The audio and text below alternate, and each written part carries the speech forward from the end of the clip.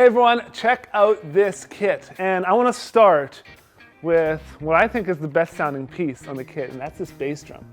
Now, many people don't like bass drums, don't like plain bass drums without a hole in the front. Sound engineers don't really like it, but I think it's what makes this bass drum sound like absolutely killer. It's for me, it's like there's nothing in it. It sounds super huge, round, and it just like hits you in the chest. I love it. I love it.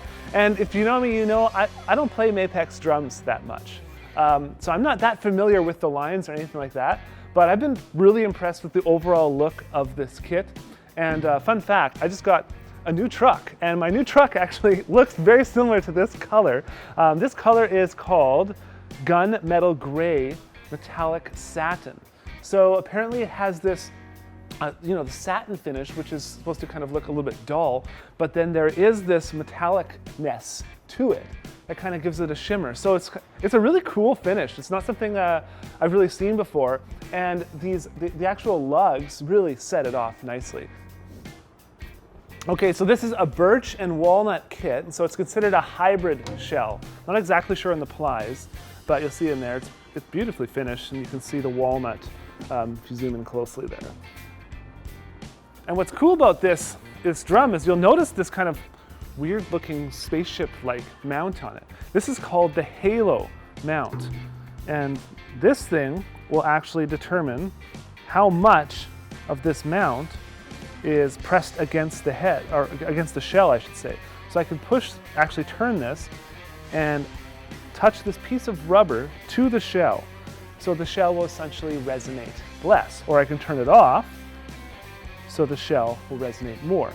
So let's just do a quick sound sample and see how it changes the tone. Okay, so here's where the halo mount is fully off.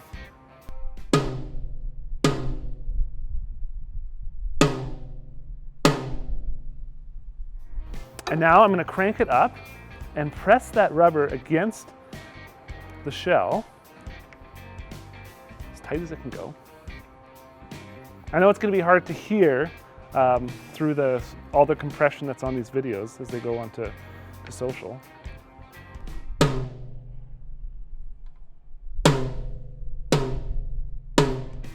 Okay, so I don't hear a huge difference there, so I'm not sure on whether you'll be able to hear the difference between whether you crank this up or whether you loosen it off. For me, it's not like super audible. I mean, these are pretty fresh heads. And so the drums are tuned up really nicely. Tyson got them singing pretty awesome. So I'm not sure about that, but this is meant to, the halo mount is meant so nothing is actually touching the shell. So if you get in close there, so you see if I crank that off, now nothing is touching the shell. It actually all mounts to the bottom of these lugs. So the shell is essentially free floating. This is a 10 by 8, 12 by 9, 14 by 14, 16 by 16, and 22 by 18. And then we have a 14 by 4 Black Panther Equinox snare drum, and that's made of maple. But overall, this is a great kit. You know, I heard this described online when I just was doing some searching as like a workhorse type kit. And it's really like that, where you could tune it up, you could play some jazz, you could tune it low, and you can do some huge like tom stuff and some big rock sounds. I mean, the bass drum sounds like a cannon, so it's a beautiful kit. I'm really impressed with it. I'm really impressed with the design, really impressed with the sound, the finish, the hardware is really, really good. The mounting system is nice. You know, it's like, whether you or not you like that aesthetic, that's kind of, I guess, up to you. But overall, I'm impressed with it. I would say this whole crank going into the drum, I'm not sure how effective that is.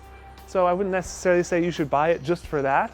I think you really have to like everything else as well. But yeah, I'll play it a little bit more, and you can hear how it sounds.